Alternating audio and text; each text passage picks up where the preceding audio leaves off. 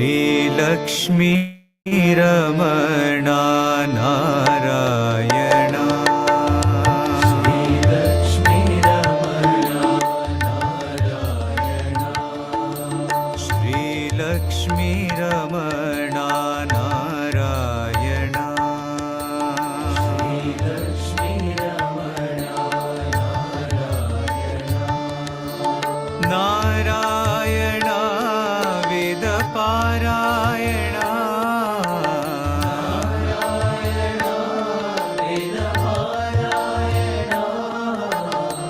नारायण वेद पारायण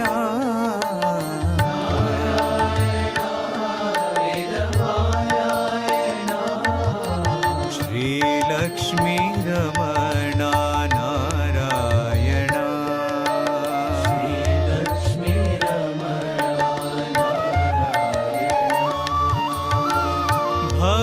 भवभयहरणा वन्दित चरणा वन्दित चरणा भवभयहरणा वन्दित चरणा वन्दित चरणा अलख निरञ्जन नारायण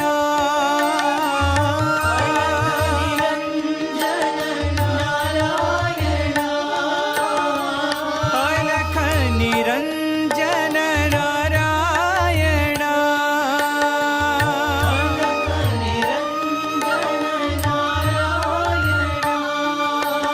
वैदेही मोहन नारायण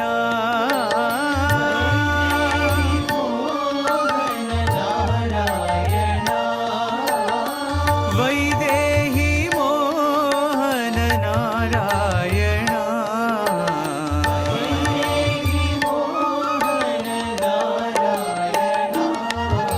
श्रीलक्ष्मी रमणा नारायण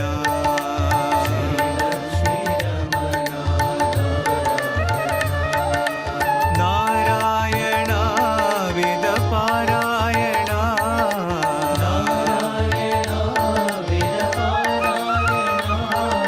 श्रीलक्ष्मी रमणा नारायण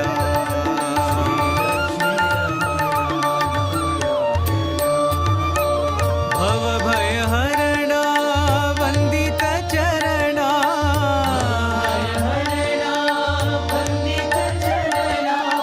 अलख निरञ्जन नारायण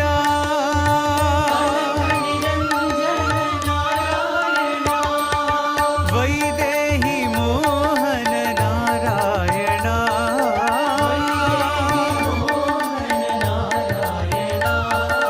वैदेही मोहन नारायण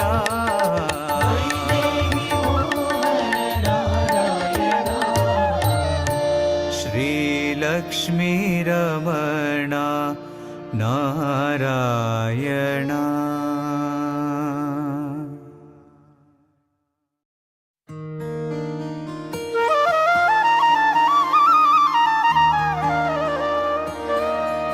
परतेश्वर श्री साई प्रभु परतेश्वर श्री साई प्रभु परतेश्वर श्री साई प्रभु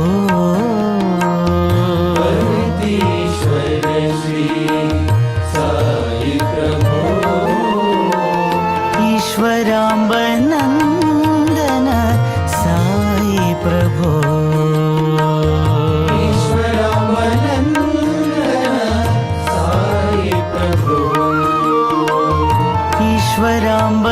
ईश्वराम्बनन्दन साई प्रभु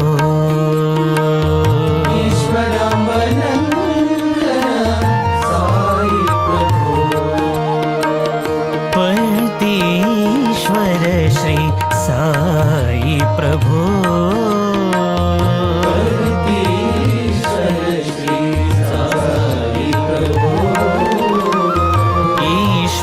अल्लाह श्री साई राम नाम। ईश्वर अल्लाह श्री साई राम नाम। ईश्वर अल्लाह श्री साई राम नाम। ईश्वर अल्लाह श्री साई राम नाम। बुद्ध ज़ोराष्ट्र साई कृष्ण नाम।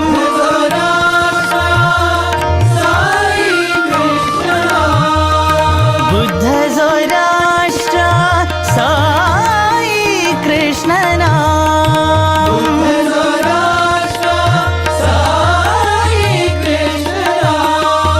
माधव मोहन साई नारायण।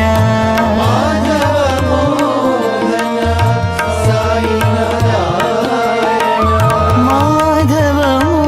मोहन साई नारायण।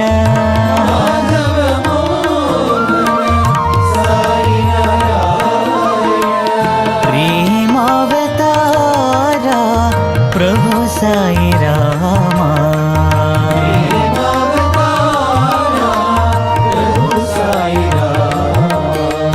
प्रेमावतारा प्रभु साई रामा।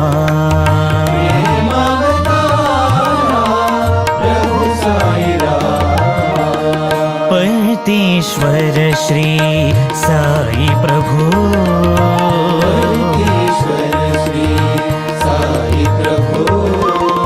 ईश्वरामनंदन साई प्रभु।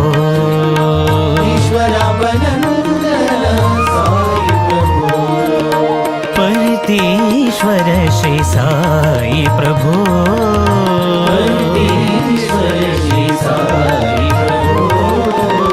ईश्वर अल्लाह श्री साई राम नाम।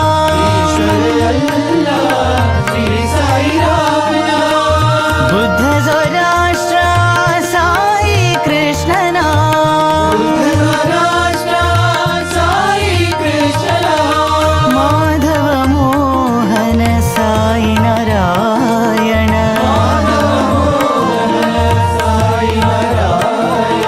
प्रेमावतारा प्रभु साई रामा।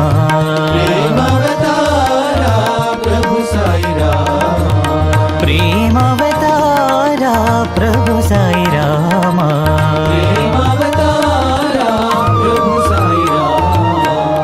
परतेश्वर श्री साई प्रभु।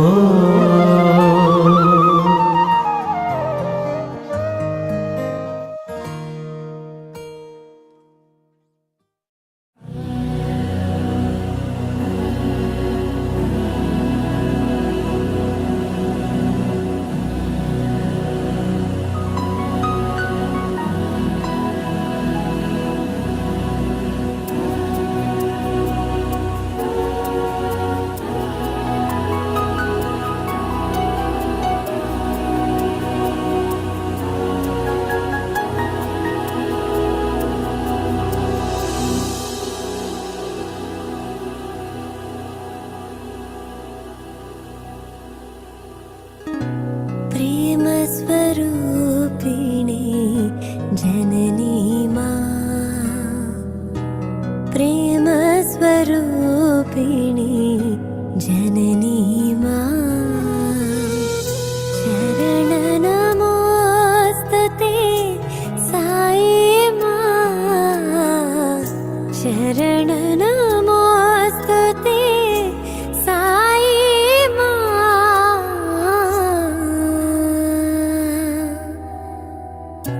प्रेमस्वरूपिणी जननी मां। प्रेमस्वरूपिणी जननी मां।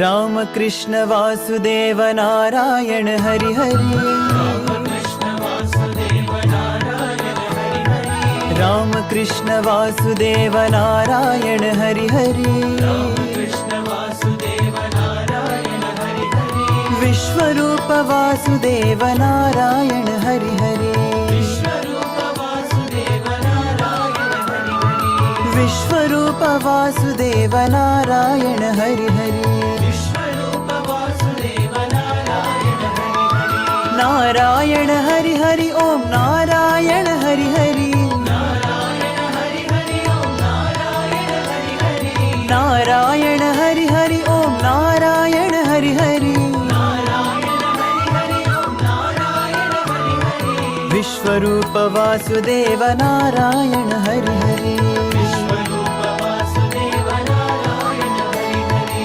विश्वरूप साई देव नारायण हरि हरि विश्वरूप साई देव नारायण हरि हरि राम कृष्ण वासुदेव नारायण हरि हरि कृष्ण वासुदेव नारायण हरि हरि विश्वरूप वासुदेव नारायण हरि हरि विश्वरूप वासुदेव नारायण हरि हरि नारायण हरि हरि ओम नारायण हरि हरि नारायण हरि हरि ओम नारायण हरि हरि विश्वरूप वासुदेव नारायण हरि हरि विश्वरूप वासुदेव नारायण हरि हरि विश्वरूप साई देव नारायण हरि हरि विश्वरूप साई देव नारायण हरि हरि राम कृष्ण वासुदेव नारायण हरि हरि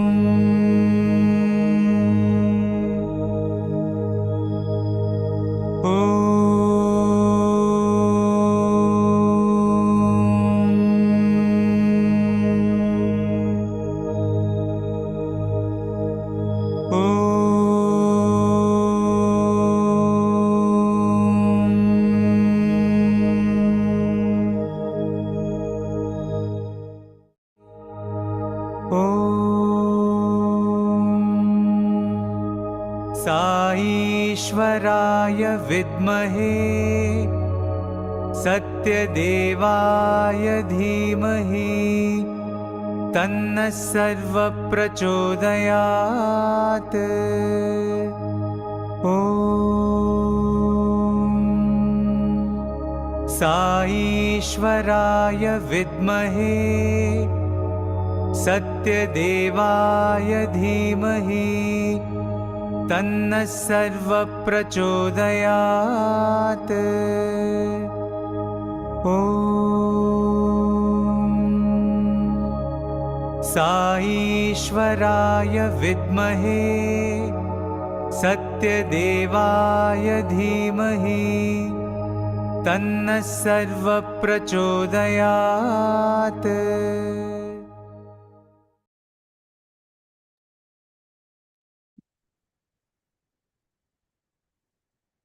ॐ श्रीगुरुभ्यो नमः हरि ओम्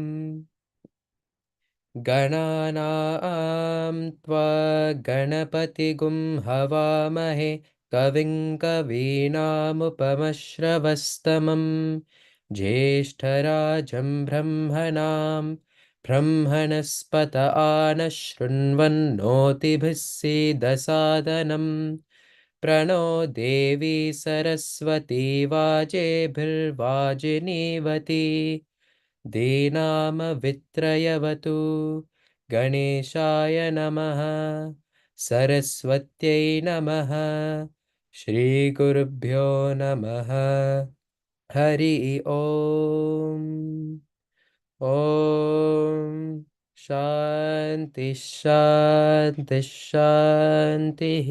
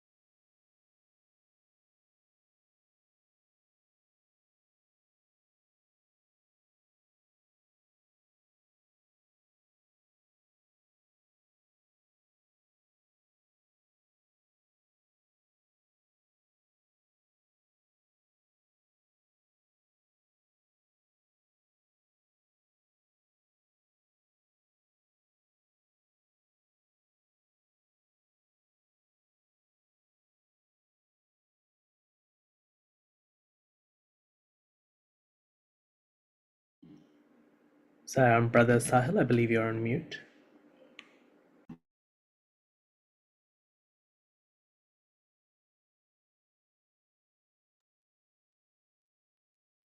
Om Shri Sai Ram.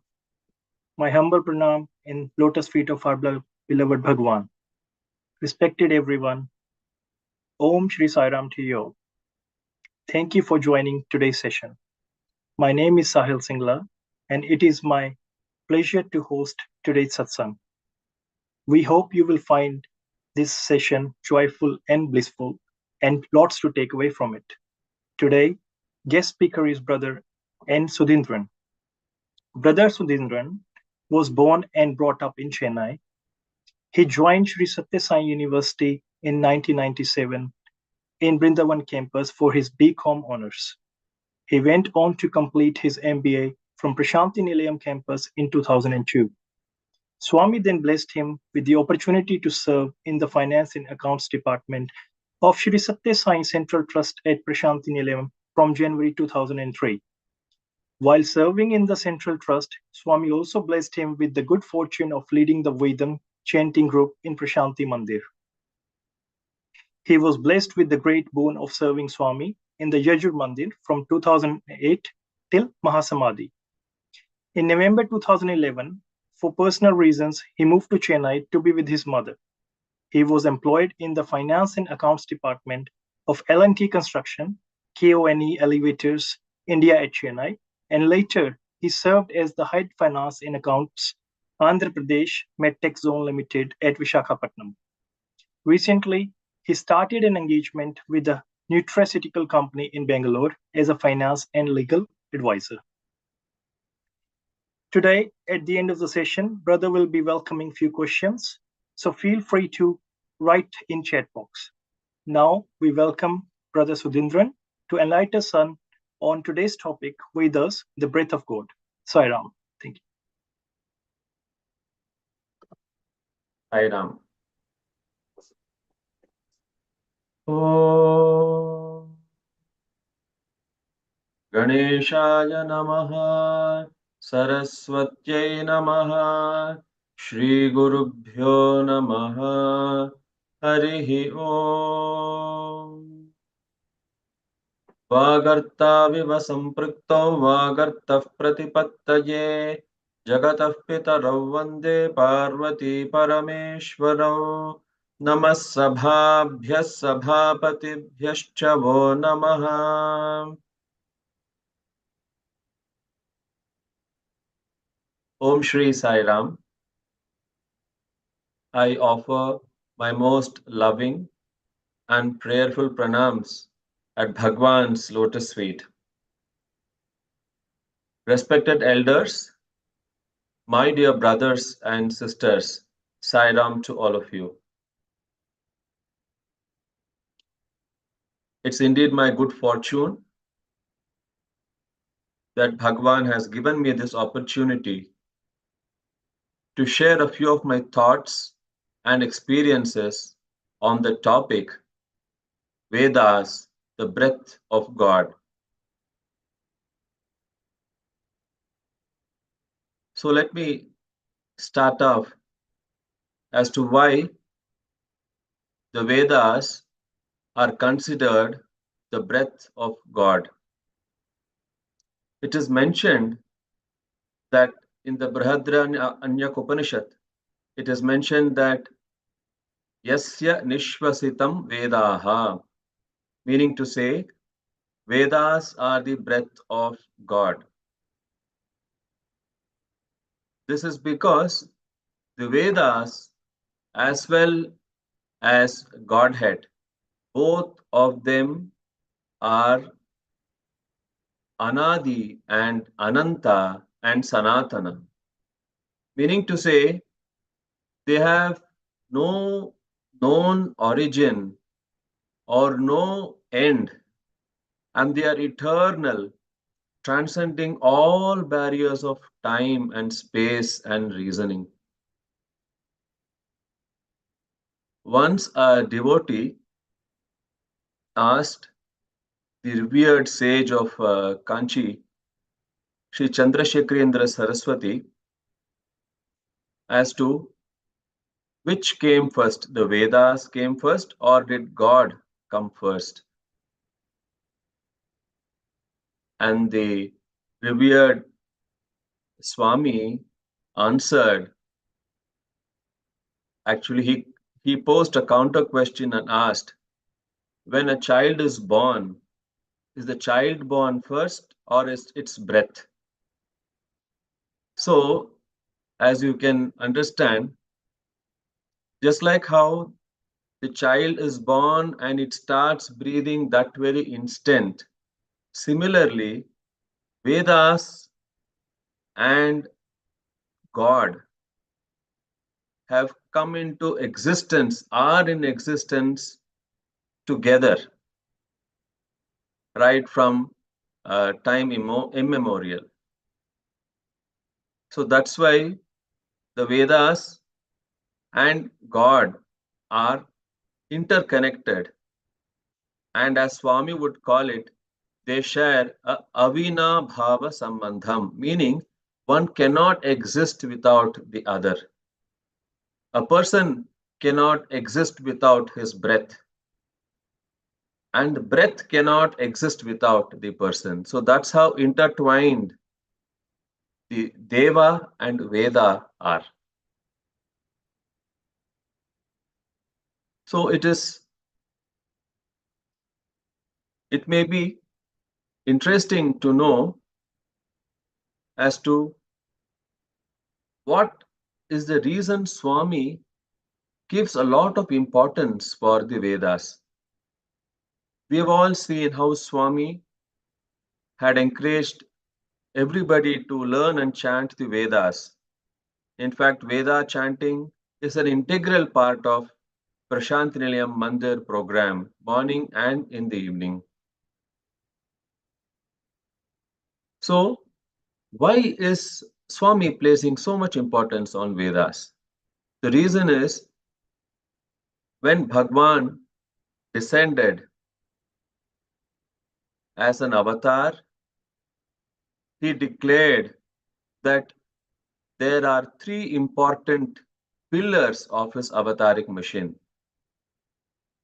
Number one, Veda Poshana.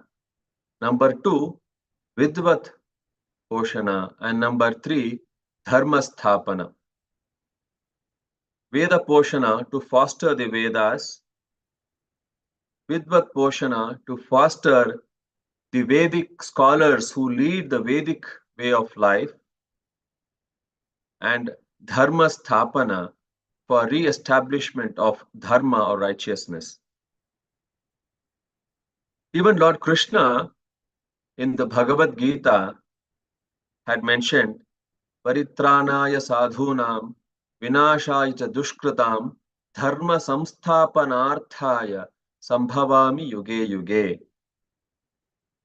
That the Supreme Being incarnates from age to age in order to establish dharma. And establishment of dharma or righteousness is closely dependent and interrelated with Veda Poshana and Vidvat Poshana. Why? Because it is mentioned Vedokhilo Dharmam Moolam, meaning to say the Vedas are the roots of dharma.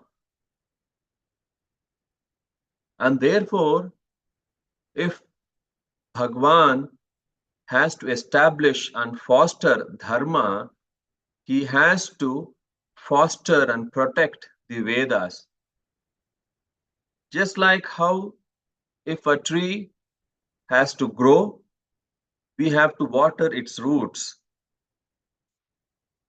In similar manner, if the tree of dharma or righteousness has to grow and flourish, the roots of the Vedas have to be watered and nourished. And that's why Swami lays a lot of importance for the Vedas, because it is an integral part of his Dharma Sthapana mission. Now, if we were to explore as to how did the Vedas reach us now as what we see or hear.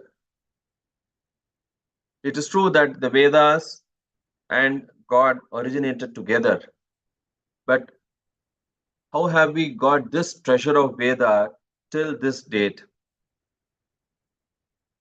That's because the Vedas are apaurusheya, because they are not dependent on any individual or any human being or living being. They emanated through the rishis, and the rishis were called mantra drashtas. They were called the seers.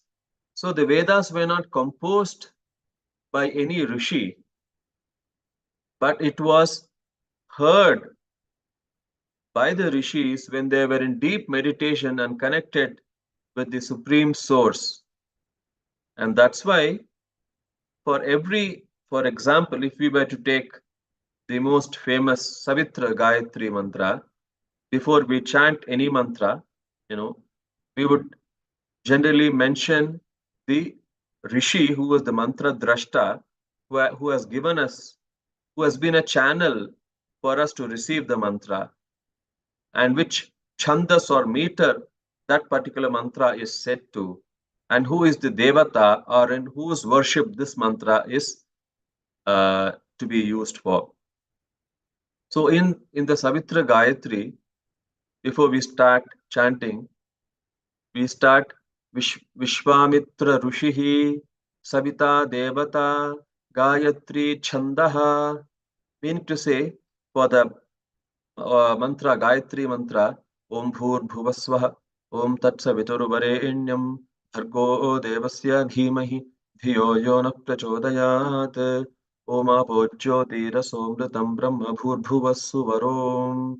For this mantra, Bhur Bhuvasvaha, which is called the Savitra Gayatri, the mantra drashta is Vishwamitra Rishi. He is the seer of the mantra. And then it is set Vishwamitra Rishi Savita Devata Gayatri Chandaha. It is set to the Gayatri Chandas. And this mantra is in worship of Lord Savitra or Surya, sun god.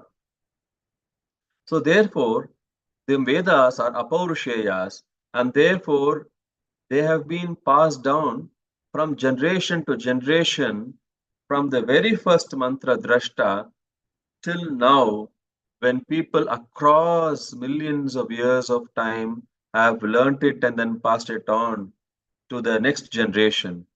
And even as we chant the Veda mantras now, it is exactly the way it was chanted more than thousands and thousands of years back.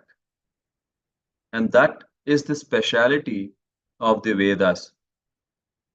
The Vedas are also called Shruti because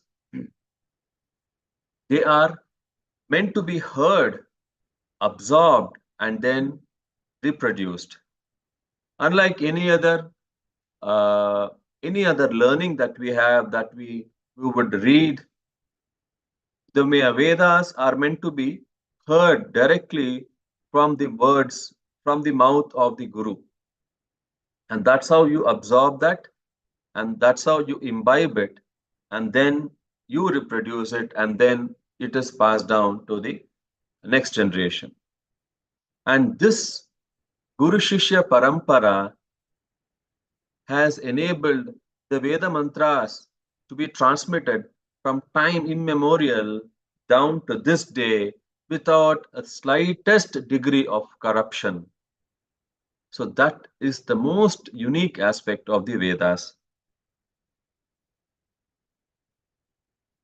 It is said, Ananto vai Vedaha, meaning to say, Vedas are infinite. They are endless body of wisdom. You all must be aware as to what is the connection between the Sai avatar and the Vedas.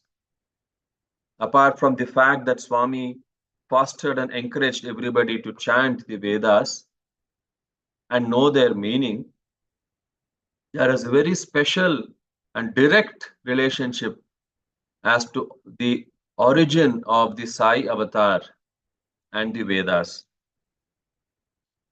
And the reason why I'm mentioning about this is that this is exactly related to the topic Anantovai Vedaha. Vedas are infinite. It is mentioned, Swami had mentioned in his discourse of 1963, Guru Purnima, that long time back, sage Bharadwaja Rishi wanted to learn the entire Vedas, and therefore he set out to start learning them every day and every minute of his life. And as he was approaching the end of his life, he went and prayed to Lord Indra and requested that he be granted an extension of another lifetime so that he could continue with his Vedic studies. And Lord Indra blessed the sage with an extension of life, and sage Bharadwaja again went back to his Vedic studies and continued uninterrupted for many years. And it was yet another reminder that his second lifetime was coming to an end. And therefore, yet again he approached Lord Indra and requested that he be granted another extension of his lifetime so that he could continue and complete studying the Vedas. And yet again, Indra blessed Bharadwaja Rishi with extension of his lifetime. And in spite of dedicating every minute of his life in studying the Vedas, at the end of the third extension of his life, he realized that he has not completed studying the Vedas, and therefore he went back to Lord Indra to pray for another extension of his lifetime. And then Lord Indra told sage Bharadwaja that what he had learned in the 3 lifetimes was comparable to just a fistful of sand vis-a-vis the mountain ranges that were in front of him, the Himalayas, that constituted the entire body of Vedas. And therefore, in spite of infinite extension of lifetime, it would not be possible for sage Bharadwaja or anybody for that matter to complete studying the Vedas, because all they can do is but learn just a fistful, a fraction of what the entire Vedas, the entire body of Vedas are. And therefore, Lord Indra suggested to sage Bharadwaja that he should perform a yajna, a sacrificial ritual that would grant him the fruit of having learnt the entire Vedas. And sage Bharadwaja agreed to that, and then he went to Kailasa to request Shiva and Parvati to come and bless this yajna and preside over it. And therefore, sage Bharadwaja set out to Kailasa, and when he reached there, he realized that Lord Shiva and Goddess Parvati were in a dance, in celestial dance. And therefore, he continued to wait to speak with to Shiva and Parvati. He waited for many days, but Shiva and Parvati continued to dance. And though Parvati noticed that sage Bharadwaja was there, she continued to dance with Shiva so as to not to disturb the flow. And so this went on, and because of the intense cold in Kailasa, sage Bharadwaja suddenly collapsed on the ground, and his the right hand side of his body was paralyzed. Seeing this, Lord Shiva and Goddess Parvati immediately rushed to sage Bharadwaja, and Lord Shiva sprinkled some water from his kamandalu on sage Bharadwaja's uh, half paralyzed body and revived him and cured him.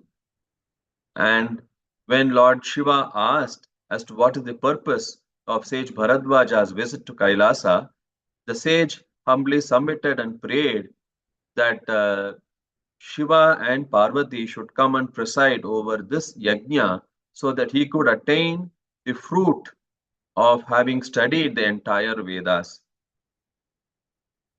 And Lord Shiva blessed sage Bharadwaja, saying that he would do that, and in repentance for having ignored the sage for so many days while being engaged in the dance, sage Lord Shiva mentioned that he would be born in his clan, in sage Bharadwaja Rishi's clan or Bharadwaja Gotra, not once but thrice. Once as Shiva, once the second time as Shiva Shakti Swarupa, the combined form of Shiva and Shakti, Parvati, and in the third time, Parvati would be born. So this boon was granted by Shiva and Parvati to sage Bharadwaja. And not only that, Shiva mentioned that since it was transgression of courtesy and having shown disrespect to sage Bharadwaja for not having provided hospitality to him and to have made him wait, Shiva mentioned that when Shiva and Parvati would be born in the second avatar, the right side of the avatar's body would be paralyzed. And after a few days, after having undergone that kind of paralysis and that kind of a pain, for atoning the sin of having not attended to the sage, then at the end of it, Shiva, just like how he revived and cured sage Bharadwaja, Shiva would then cure the, the, the Shiva Shakti Swarupa, the right side of the body, the Parvati side of the body, and then they would return to normal. It would again become normal. I mean, the avatar would then resume his normal life. And it happened in 1963, just before Guru Purnima celebrations at Prashanthi Nilayam, that all of a sudden Bhagwan collapsed one day, and then the right side of Bhagwan's body was paralyzed. Everybody was shocked because they could not bear to see Swami in that kind of that kind of pain and that kind of disability, having half the body paralyzed. And Swami bore this for almost 10 days in order to save a devotee. And the final day, when it was the Guru Purnima day, Swami in the bhajan hall asked for a mic to be brought to give his discourse.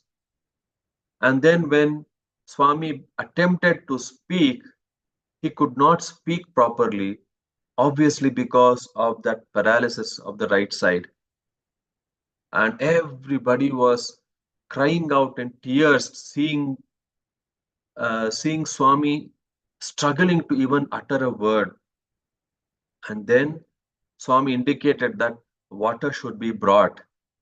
and Swami took his left hand, dipped the fingers into the water, and slowly rubbed it on his right side of the body, right hand, then right leg, and the entire right portion of his body. And in a second, he got up, stood up, and roared in his usual divine, majestic voice, Premaswarupalara, and then started giving his divine discourse. And in that discourse, Swami mentioned that this boon that Lord Shiva had given to sage Bharadwaja, this was the source or the cause of the Sai avatar coming on to earth. As Shiva had mentioned, the first avatar, Shiva avatar, was Shirdi Sai Baba. The second avatar, Shiva Shakti avatar, was Sri Sathya Sai Baba. And the third avatar, the avatar of Parvati or Shakti, would be the Prema Sai avatar. And this secret was revealed by Bhagwan in his divine discourse on the Guru Purnima day in 1963. Therefore, brothers and sisters, we should all be beholden to Bhagwan and also to sage Bharadwaja, because he was instrumental in bringing the Sai avatar in our midst. So this is the close relationship between the Vedas and the Sai avatar.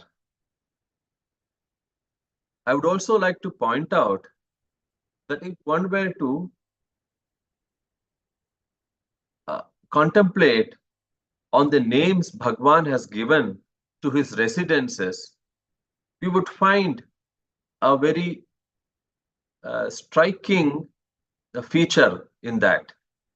We all know that Bhagwan's mandir in Prashanthi Nilayam is called Yajur Mandir, and Yajur refers to the Yajur Veda. And then Swami's residence in Brindavan, Whitefield, Bangalore is called Trayi Brindavan. And Trayi is another name for the Vedas.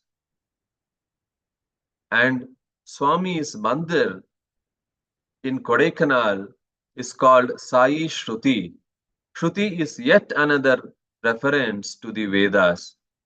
And therefore, if we were to see, Swami spent so many days and months in these three blessed residences at Prashanthi Nilayam, Vrindavan, and Kodaikanal, in these mandirs that bear the name referring to the Vedas.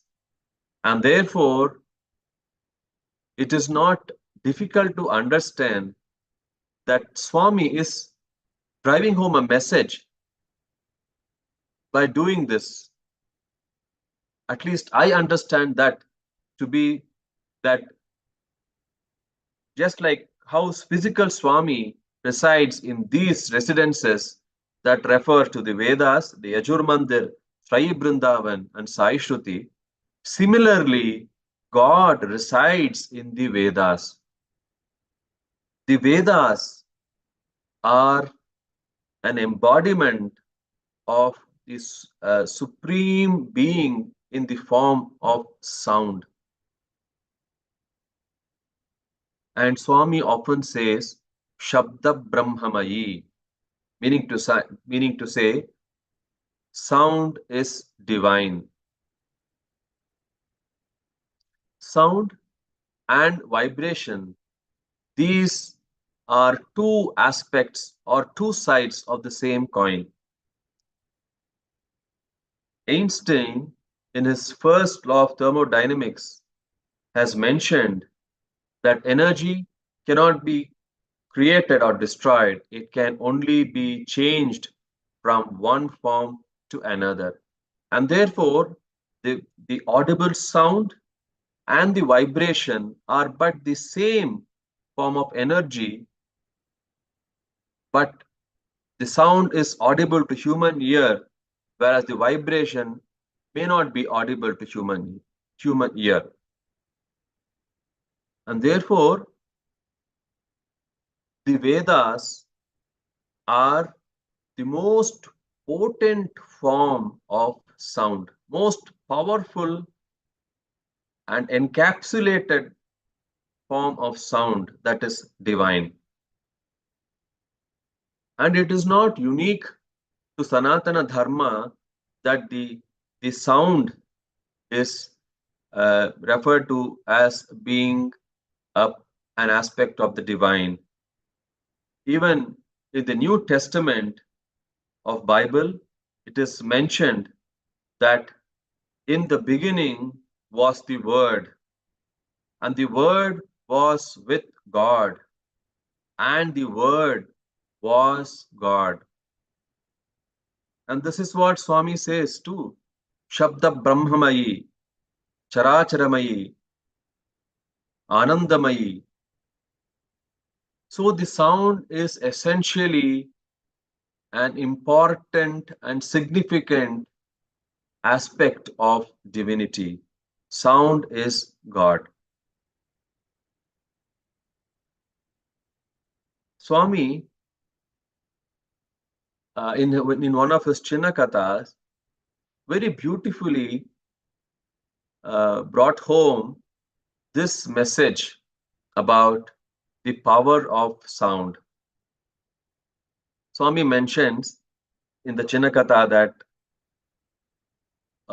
one day in a school, one of the teachers, she was teaching her students about sound, and she was explaining to them the various aspects of sound, and also she mentioned about the potency and power of sound. And that time, the headmaster or the principal of the school happened to be going by that side, and he stepped in out of curiosity to hear as to what the teacher was explaining to her students. And when the teacher was explaining about the power of sound, the principal interrupted the teacher and mentioned to her that she was probably exaggerating the power of sound. And then the principal, in front of the entire class, asked the teacher to prove the power of sound. And the teacher accepted this. And the next second, the teacher, until then, who was speaking very in a usual soft and gentle manner, suddenly raised her voice and shouted at the principal, saying, "Get out." And everybody was shocked as to why the teacher had mentioned to the principal to get out of the class. And yet again, the teacher raised her voice, and yet again with more power and sound, she mentioned, "Are you going to get out of the class, or should I kick you out of the class?" And this was enough, and the principal felt insulted. And then he roared back at the teacher, saying that she will be the person to get out of the class and out of the school for having done this kind of indiscipline and having insulted the principal. And as the principal was about to step out of the class, completely furious with what had happened, immediately the teacher rushed to the principal and said, "Sorry, sir, but I did this with a purpose." And then the principal was curious as to why the teacher mentioned this. And then the teacher explained, rather asked the principal, "Sir, did I hit you now with any stick? Or did I kick you? Or did I in any way physically harm you? And the principal told, no, you didn't touch me. And then the teacher asked, as to then why did the principal react that way? And then the principal told, obviously, you had insulted me. And then the teacher submitted, sir, I submit that this is the power of sound. Without having even touched you, I could change you and insult you and humiliate you, and this made you so angry. And this I could do without even touching you a bit. This is the power of sound. So, Swami has very beautifully demonstrated the power of sound. And it is not difficult for us to understand this in our daily lives. We all enjoy very good, soft, soothing music, and the bhajans that we just heard at the beginning of this session, satsang.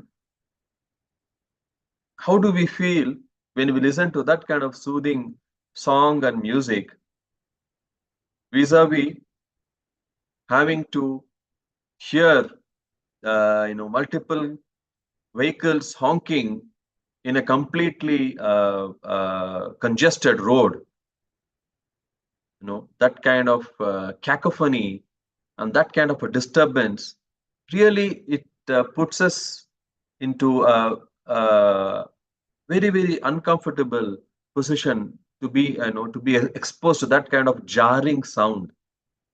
So it is but obvious that the sound plays a very, very important role in our daily life.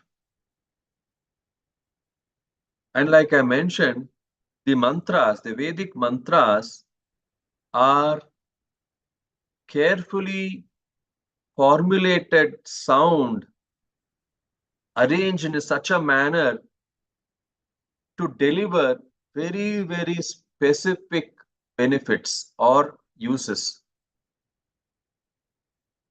It is mentioned that in the earlier days and even now, that whenever any place would be experiencing drought, and when the people would be put to lot of hardship, people in India, they used to perform the Varuna Japa, or chanting the mantra in praise of Lord Varuna, and inevitably Lord Varuna would then bless with copious rainfall. And there are so many examples, even in music, where musicians of yore, they had played the Megh Malhar of the Hindustani music system, or Amrita Varshini in the Carnatic music system, and this would invariably result in rainfall. Therefore, the power of sound is very, very obvious if we were to take so many of these examples.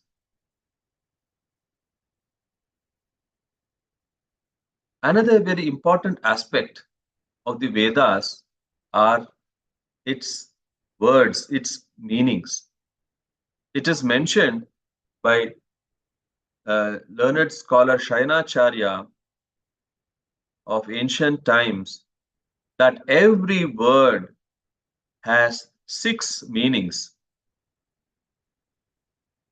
and therefore different combination of words in a sentence could potentially have so many meanings in so many different contexts. And let me give you an example. If we were to take the word khaga in Sanskrit, khaga refers to a bird, meaning so the word khaga can be split up as kha and Ga. Kha refers to the sky and Ga refers to moving. And therefore, that which moves in the sky is called Khaga, and therefore, one meaning is a bird.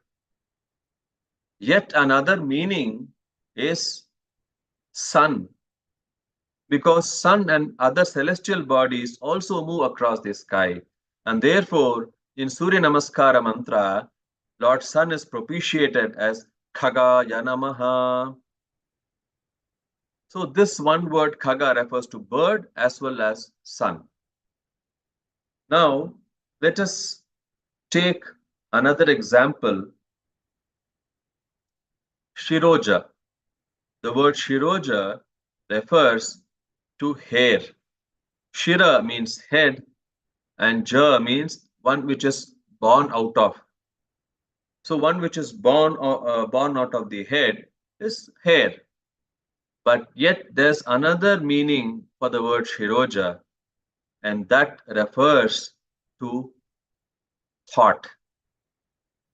So metaphorically, even thought emerges out of the head, and that is also referred to as Shiroja. Let me, brothers and sisters, share an example from the Namakam.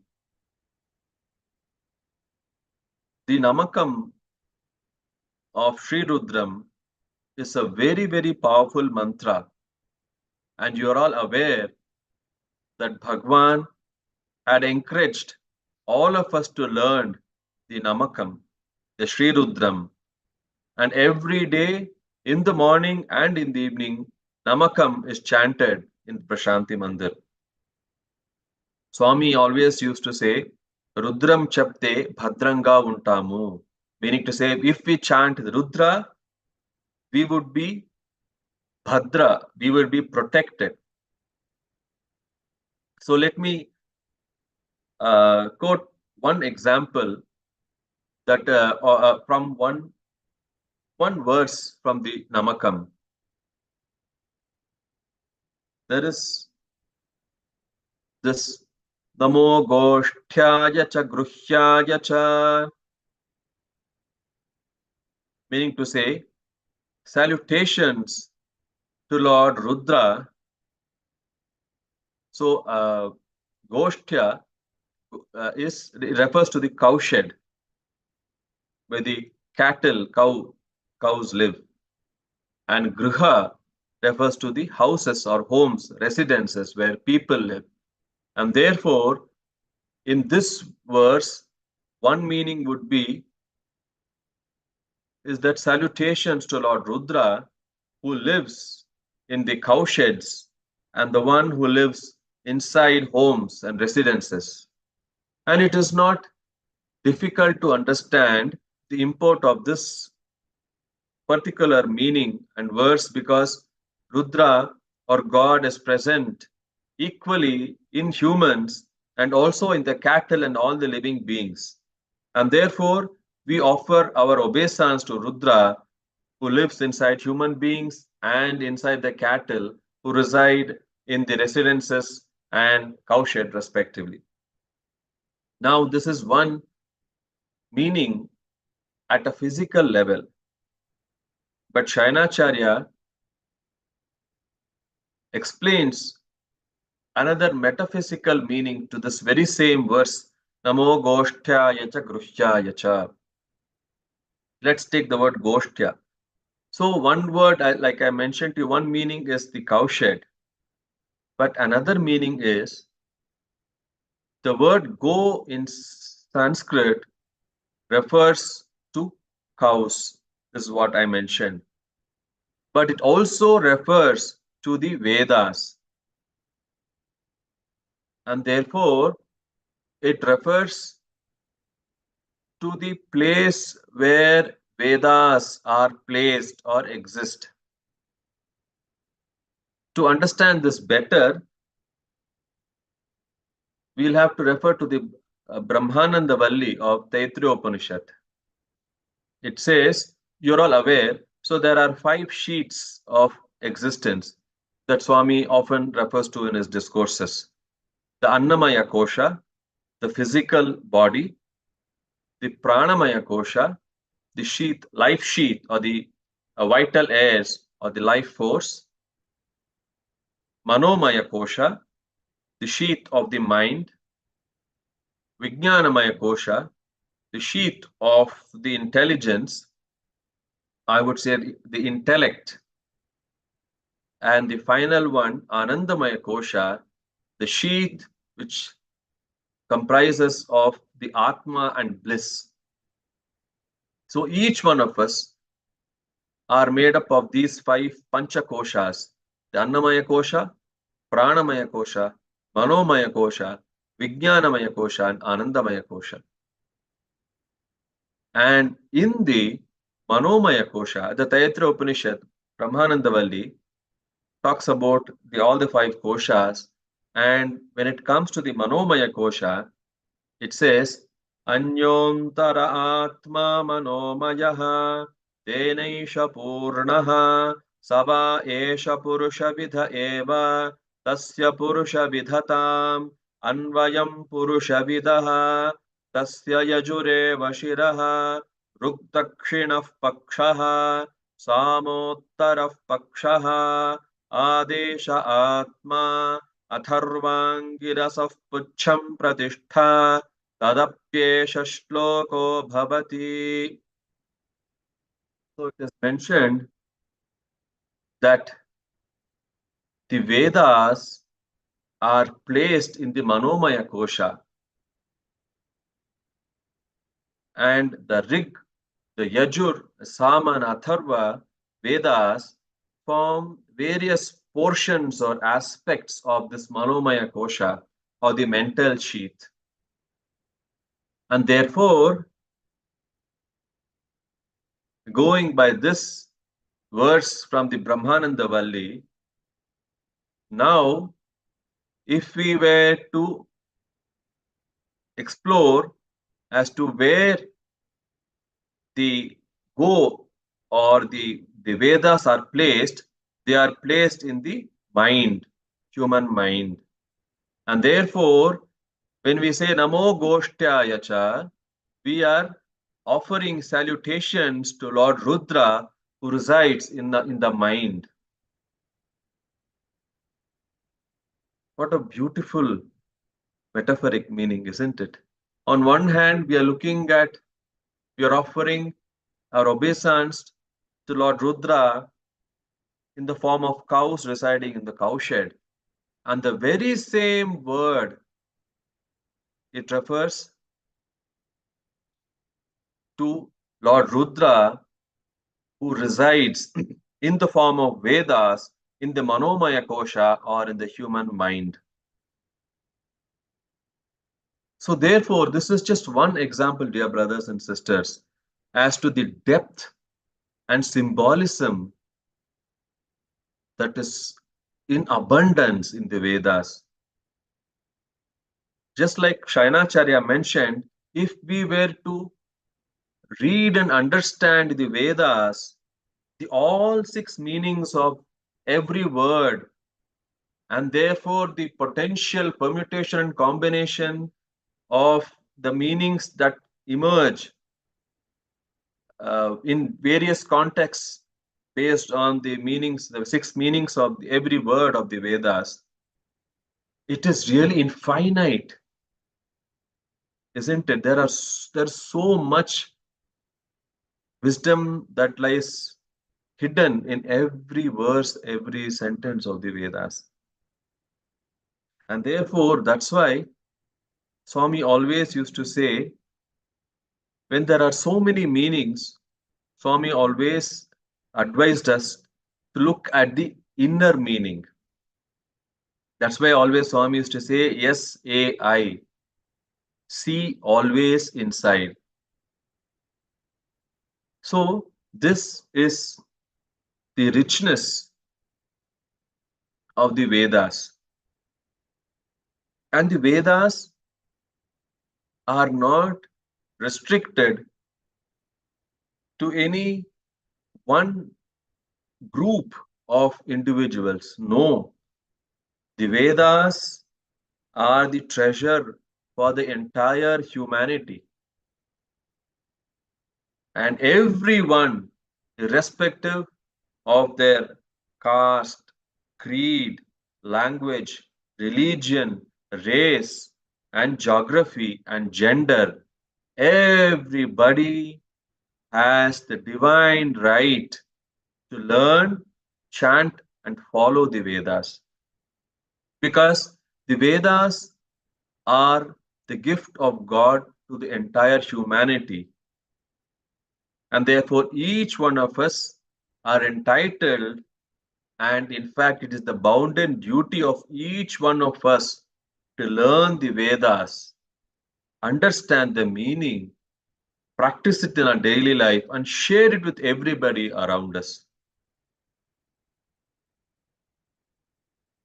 You would have all witnessed in Prashanthi Nilayam how, as the college students are chanting the Vedas during darshan, we can also see the tiny tots from the primary school chanting the Vedas with equal fervor. And we have all seen how the ladies and gents chant the Vedas, and the entire Sai Kulwant Hall is reverberating with the chants from everybody seated in Kulwant Hall. And Swami has many a time called his students from America, from Lithuania, former Russia, from Iran, and they would come and chant the Vedas so perfectly in Swami's presence. And we've also witnessed on so many occasions where devotees from across the world, from Japan, from Australia, New Zealand, across all the continents, they come and chant the Vedas with so much devotion and with so much of perfection. And therefore, there is no barrier whatsoever for anyone to chant the Vedas. It is our right and it is our duty to learn the Vedas and to chant the Vedas, to understand their meaning, apply that in our daily life, and after that, share it with everyone. And in one of Swami's discourses, Swami during Dashara, Swami mentioned that if anybody were to learn the Vedas and not share it with others, they should be called donga or thief, because they are trying to appropriate the wealth, the treasure of the Vedas for their own selfish benefit and not sharing it with others. And therefore, Swami mentioned those people valu dongalu, saying they are thieves, those who do that, those who do not share the treasure of the Vedas with everybody. So with these a few words, I would like to conclude my talk, and I would like to pray to Bhagwan that he blesses all of us to learn the Vedas, to chant the Vedas properly and perfectly, to understand its meaning, to apply that in our daily life and share our learnings with everyone around us. And that's why Swami used to often chant this, Sahana Bhavatu, Sahanau Bhunaktu, Sahavidyam Karavavahai, Tejasvinavadhitamastu ma vidvishavahai. Om Shanti Shanti Shanti. May we all learn the Vedas together. May we all grow together. May we all kalasi melisi perugudam, kalasi melisi tirugudam, kalasi melisi telusukonna telivini poshinchudam. Swami used to say, whatever you've learned, Share it with all your brothers and sisters, and hand in hand, let us all walk towards our final destination, that is merging at Bhagwan's lotus feet. I once again offer my prayerful pranams at Swami's lotus feet and offer my heartfelt gratitude to Swami for having given me this opportunity to share few of my thoughts and experiences with all of you here. I would express my sincere thanks to Sri Sathya Global Council of New Zealand for having given me this opportunity. Thank you so much. And if there are any questions that any of you have, Swami willing, I would try to answer those questions. Thank you so much. Sai Ram. Hari Om Tat Sat.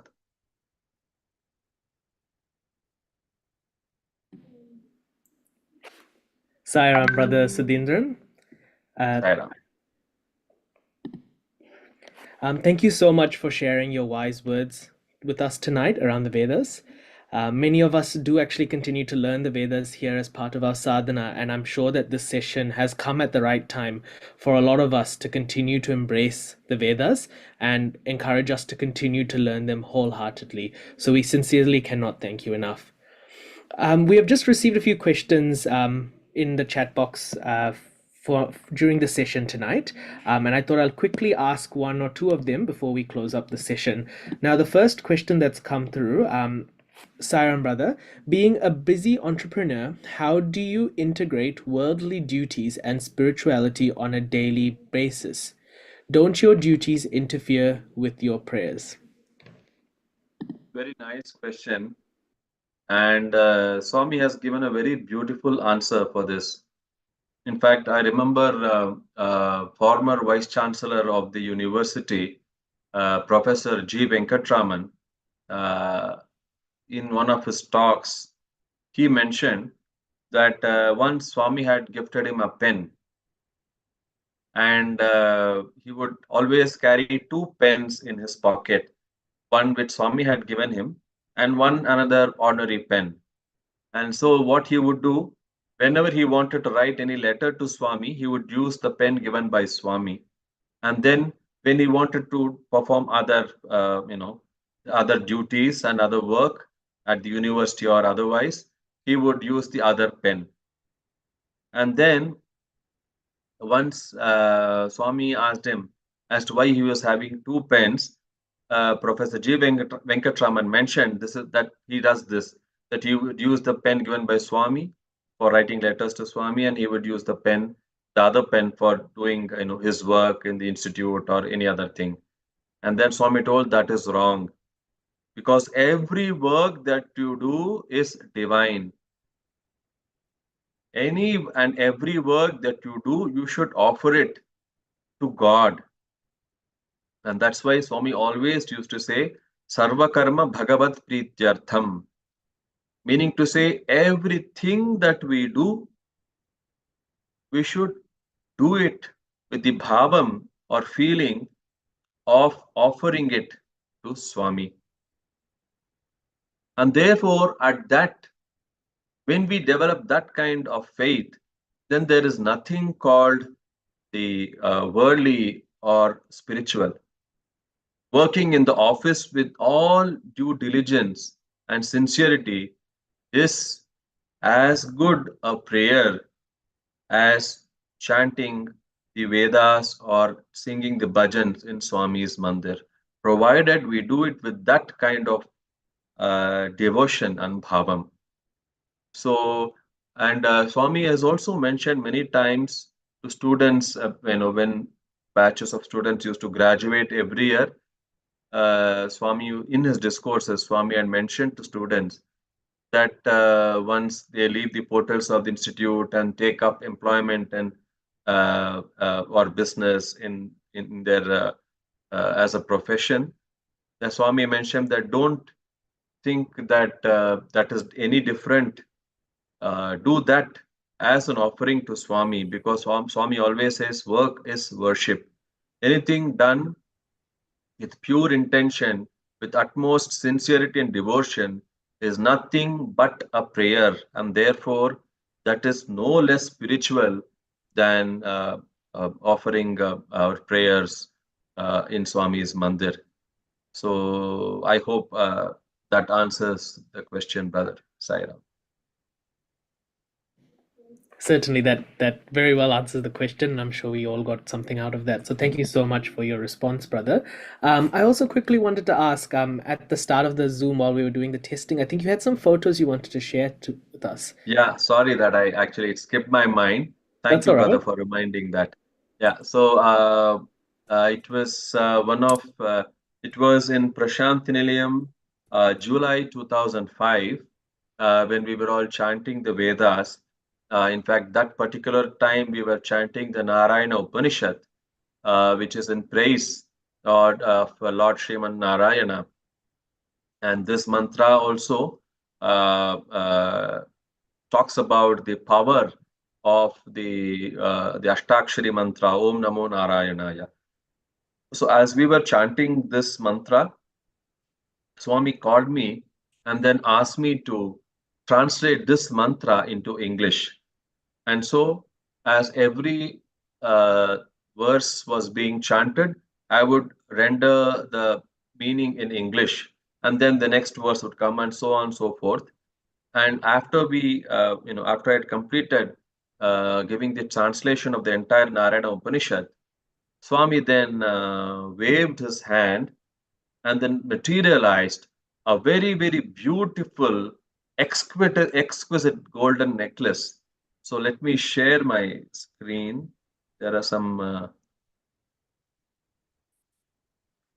photos of that. Is my screen visible to everyone? Yes, brother. All right. So,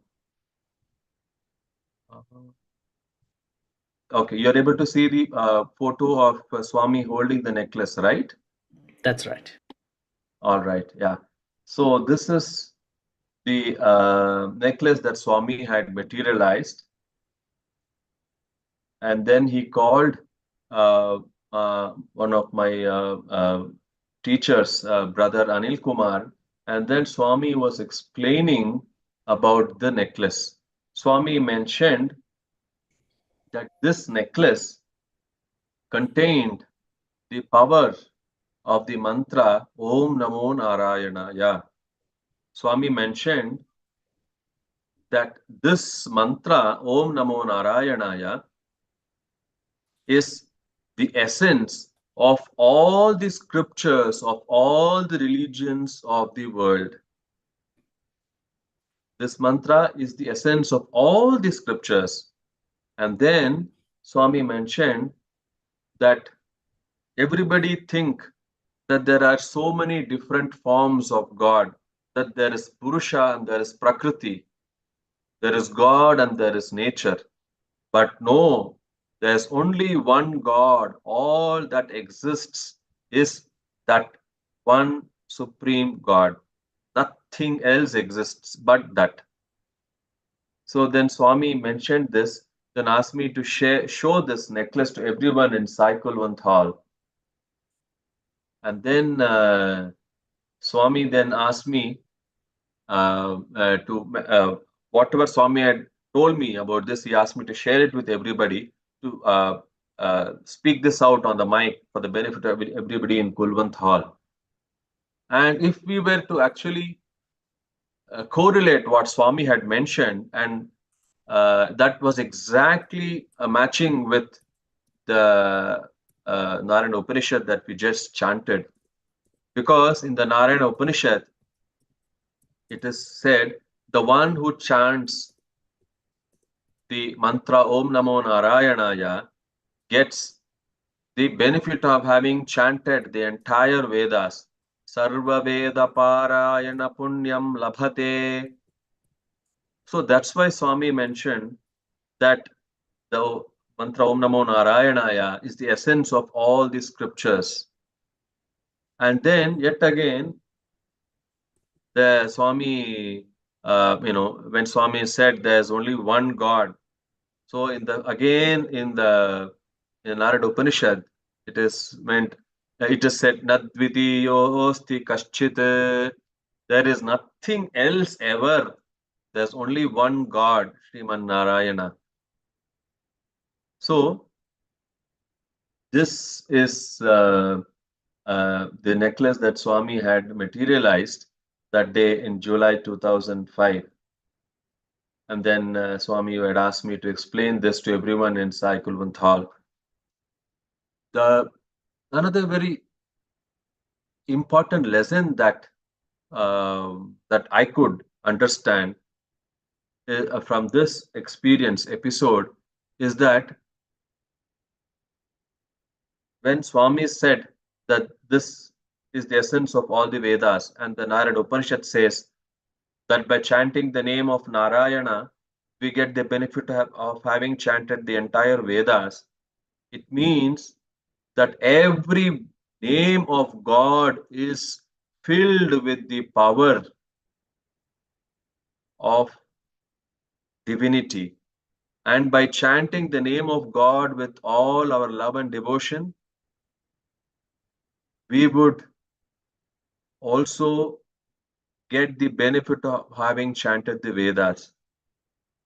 So that, be it Narayana or any of the name of God, that's why Swami lays a lot of importance for Namasmarana. And even in bhajans, Swami encourages us to chant the various names of God, because every name of God is imbued with so much of potency and power, and that's why we should always chant the name of God. So that is another very important lesson that I learned from this experience, and that I wanted to share it with all of you. It was as if in school we would have theory classes and practical classes. So the theory, when we chanted the Narayana Upanishad, and when I translated the Narayana Upanishad in Bhagwan's presence that day, that was a theory. And then Bhagwan materialized this necklace, and then gave very, very beautiful, crisp insights of the entire the mantra Narayana Upanishad, very beautifully in 2-3 sentences. And that I would think it was, I would consider it as a practical session. So this is one thing that I wanted to share with all of you. Thank you, brother. Sai Ram. That's an absolutely beautiful experience and story, brother Sudhindran. I am sure we have all taken away so many beautiful messages surrounding your topic of the Vedas today, and I can guarantee you will always draw back on your real life experiences.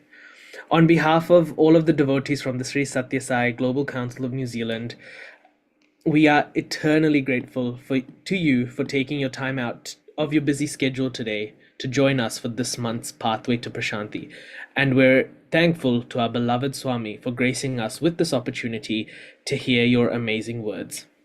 We will now conclude tonight's satsang with 3 bhajans, arti, and some announcements. Kindly do stick around to the end and enjoy the conclusion of tonight's program. As you will see in the announcements, the next Pathway to Prashanthi is scheduled for Saturday, the 21st of September at 10 a.m. with our guest speaker, Sister Seema Dewan. As she is from the US, please note the time change for this satsang at 10 a.m. in the morning. Thank you all once again for joining us tonight. Good evening and Sai Ram.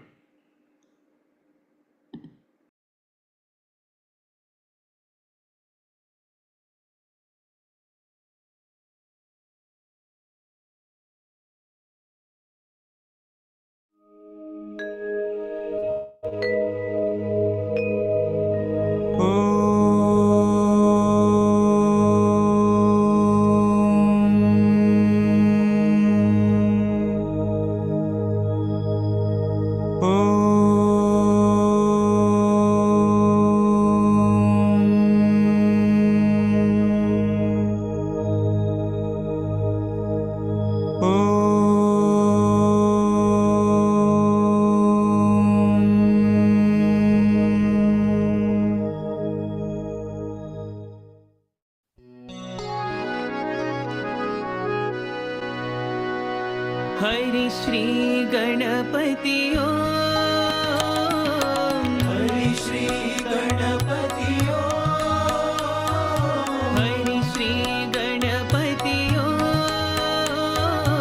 Hari Shri Ganpati Om Hari Ganpati ओम हरे गणपति ओम हरि गणपति ओम हरे गणपति ओम विश्वाधारा विघ्न विनाशक विश्वाधारा विघ्न विनाशक विश्वाधारा विघ्न विनाशक विश्वाधारा विघ्न विनाशक वीर गणपति ओम वीर गणपति ओम वीर गणपति ओम वीर गणपति ओम हरि गणपति ओम हरे गणपति ओम हरि गणपति ओम हरे गणपति ओम वीर गणपति ओम वीर गणपति ओम वीर गणपति ओम वीर गणपति ओम हरि श्री गणपति हरि श्री गणपति ओम हरि गणपति हरे गणपति ओम विश्वाधारा विघ्न विनाशक विश्वाधारा विघ्न विनाशक वीर गणपति वीर गणपति ओम हरि गणपति हरे गणपति ओम वीर गणपति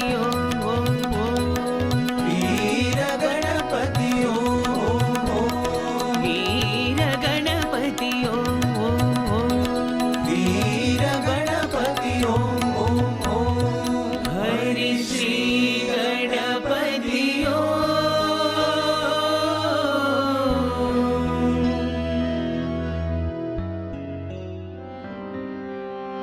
जय गुरुदेवा प्रभु साई देवा जय गुरुदेवा प्रभु साई देवा जय गुरुदेवा प्रभु साई देवा जय गुरुदेवा प्रभु साई देवा देवादिदेवा प्रणमाम्यहम् देवादिदेवा प्रणमाम्यहम् साई देवादिदेवा प्रणमाम्यहम् साई देवादिदेवा प्रणमाम्यहम् शिव शिव शम्भो कैलासपते शिव शिव शम्भो कैलासपते शिव शिव शम्भो कैलासपते शिव शिव शम्भो कैलासपते पर्तिपुरीश्वर पालय माम् पतिपुरीश्वर पालय माम् पर्तिपुरीश्वर पालय माम्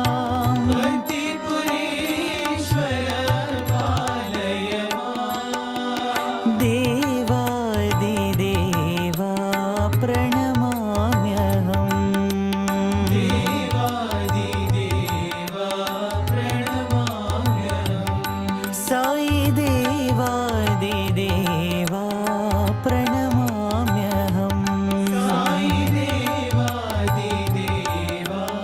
प्रणमाम्यहम् जय गुरुदेवा प्रभु साई देवा जय गुरुदेवा प्रभु साई देवा देवादिदेवा प्रणमाम्यहम् देवादिदेवा प्रणमाम्यहम् शिव शिव शम्भो कैलासपते शिव शिव शम्भो कैलासपते पर्तिपुरीश्वर पालय माम् वर्तिपुरीश्वर पालय माम् देवादिदेवा प्रणमाम्यहम् देवादिदेवा प्रणमाम्यहम् साई देवादिदेवा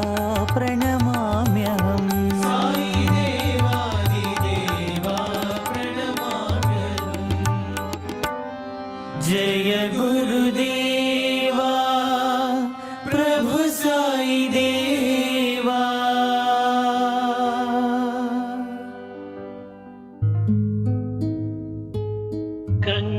गङ्गजटाधर गौरी शङ्कर गिरिजा मनोरमणा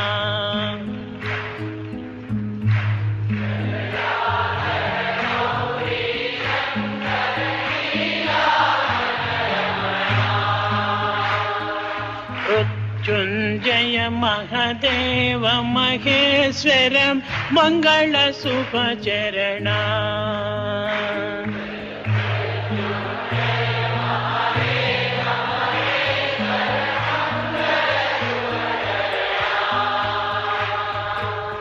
मृत्युञ्जय महदेव महेश्वरं मङ्गल शुभचरणा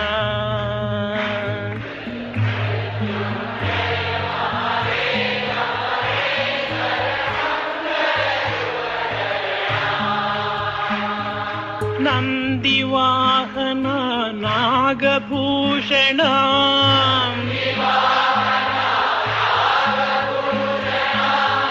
नन्दिवाहन नागभूषण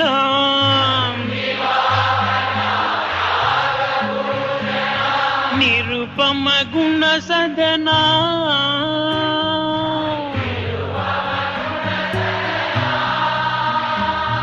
निरुपम गुणसदना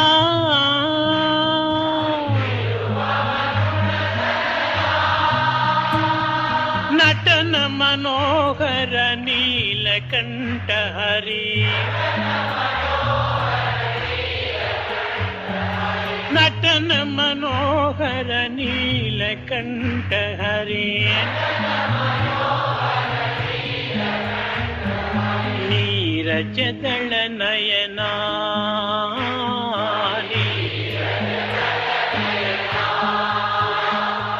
नीरजदल नयना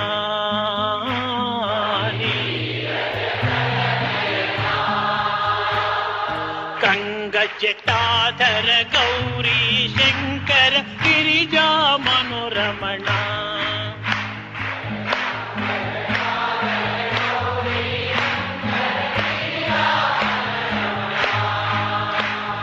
मृत्युञ्जय महदेव महेश्वरं मङ्गल शुभचरणा जय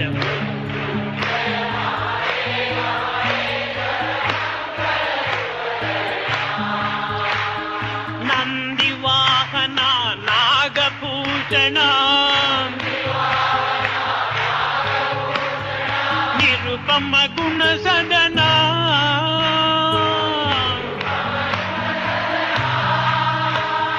नटन मनोहर नीलकण्ठ हरि हे नटन मनोहर नीलकण्ठ हरि नीरजदल नयना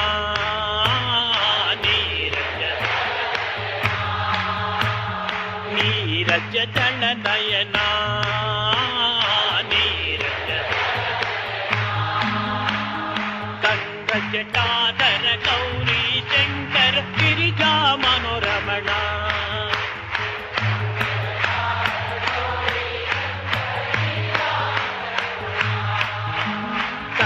జటాధర గౌరీ శంకర్ గిరిజా మనోరమణ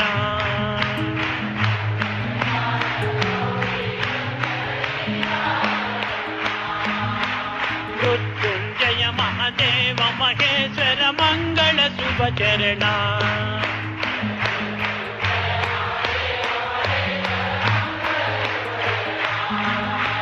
నందివాహన నాగభూషణ నిరుపమ గుణ సదన నటన మనోహర నీలకంఠ హరియ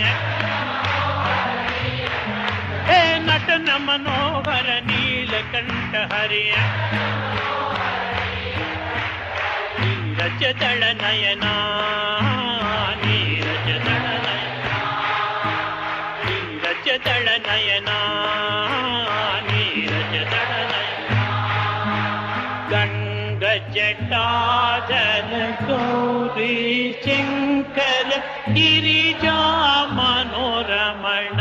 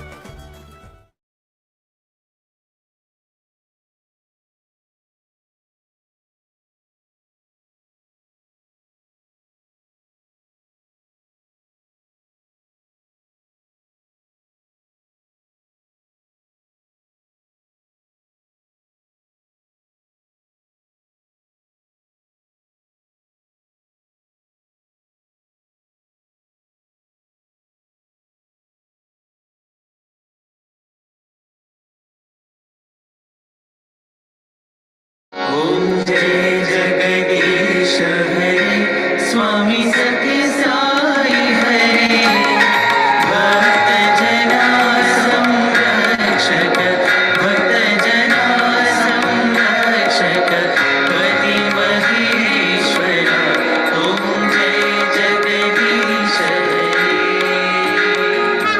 शशिवदना श्रीकरा सर्वा प्राणपति